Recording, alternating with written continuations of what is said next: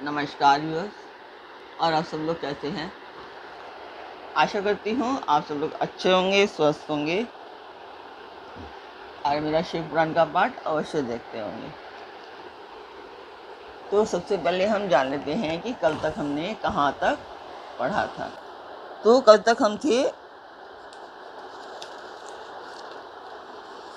कि विद्वान पुरुष को चाहिए कि उसके संबंध को विशेष रूप से प्रयत्न करके त्याग दे। ये सती कह रही हैं, जिस समय भगवान शिव तुम्हारे साथ मेरा संबंध दिखलाते हुए मुझे दाक्षायणी कहकर पुकारेंगे, उस समय मेरा मन सहसा अत्यंत दुखी हो जाएगा। इसलिए तुम्हारे अंग से उत्पन्न हुए सदा शव के तुल्य घृणित इस शरीर को इस समय मैं निश्चय ही त्याग दूंगी और ऐसा करके सुखी हो जाऊंगी। हे देवताओं और मुनियों, तुम सब लोग मेरी बात सुनो। तुम्हारे हृदय में दुष्टता आ गई है। तुम लोगों का यह कर्म सर्वथा अनुचित है। तुम लोग सब मूढ़ हो, क्योंकि शिव की निंदा और कलह तुम्हें प्रिय है। अतः भगवान हर से तुम्हें इस कुकर्म का निश्चय ही पूरा पूरा दंड मिलेगा। तो ब्रह्मा जी कहते हैं, नारद उस यज्ञ में दक्ष और देवताओं से ऐसा कहकर सती देवी चुप हो गई और मन ही मन अपने प्राण वल्लभ शंभु का स्मरण करने लगी। तो आप जानना चाहेंगे कि ये पाठ मैं क्यों कर रही हूँ। तो ये एक शुभ कार्य है, मंदिर के लिए है और मैं इसमें आप सब लोगों का सहयोग चाहती हूँ कि आप सब लोग इसमें मेरा सहयोग करें, सब्सक्राइब करें, लाइक करें और शेयर करें, ताकि मेरा यह उद्देश्य पूर्ण हो पाए। तो जिस मंदिर का मैं वर्णन कर रही हूँ उस मंदिर की मैं वीडियो डालती हूँ, आप लोग देखें और मुझे बताएं कि आपको मेरा पाठ कैसा लगता है।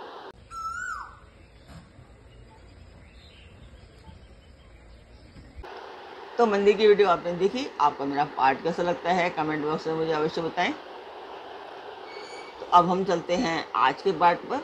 स्वागत करती हूँ मैं आप सभी का अपने इस कार्यक्रम शिव पुराण में। तो आज के शिव पुराण के पाठ में है, सती का योगाग्नि से अपने शरीर को भस्म कर देना, दर्शकों का हाहाकार, शिव पार्षदों का प्राण त्याग तथा दक्ष पर आक्रमण, ऋषियों द्वारा उनका भगाया जाना तथा देवताओं की चिंता।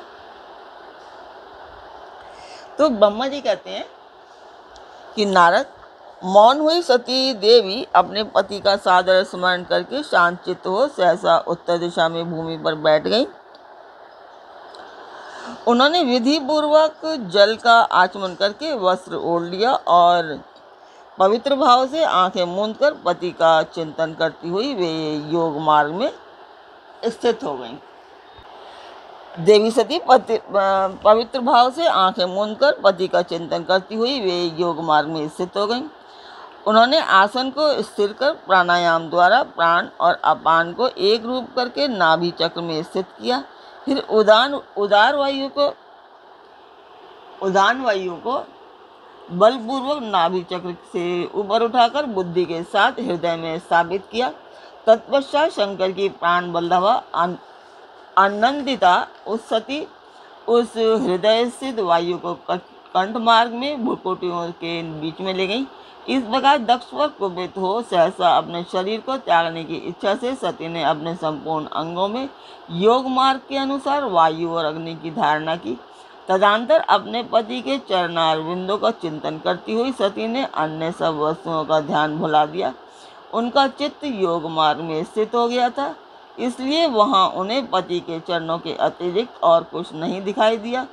मुनिश्रेष्ठ, सती का निष्पाप शरीर तत्काल गिरा और उनकी इच्छा के अनुसार योगाग्नि से जलकर उसी समय भस्म हो गया। उस समय वहां आए हुए देवता आदि ने जब ये घटना देखी तब वे बड़े जोर से हाहाकार करने लगे। उनका वह महान अद्भुत विचार एवं भयंकर हाहाकार आकाश में और पृथ्वी तल पर सब ओर फैल गया। लोग कह रहे थे, हाय, महान देवता भगवान शंकर की परम प्रियसी सती देवी ने किस प्रकार दुष्ट के दुर्व्यवहार से कुपित हो अपने प्राण त्याग दिए। अहो, ब्रह्मा जी के पुत्र इस दक्ष की बड़ी भारी दुष्टता तो देखो। सारा चराचर जगत जिसकी संतान है उसी की पुत्री मनस्वी सती देवी, जो सदा ही मान पाने के योग्य थी, उसके द्वारा ऐसी निरादूत हुई कि प्राणों से भी हाथ धो बैठी। भगवान वृषभध्वज की प्रिया सती सदा सभी सत्पुरुषों के द्वारा निरंतर सम्मान पाने की अधिकारिणी थी। वास्तव में उसका हृदय बड़ा ही असहिष्णु है।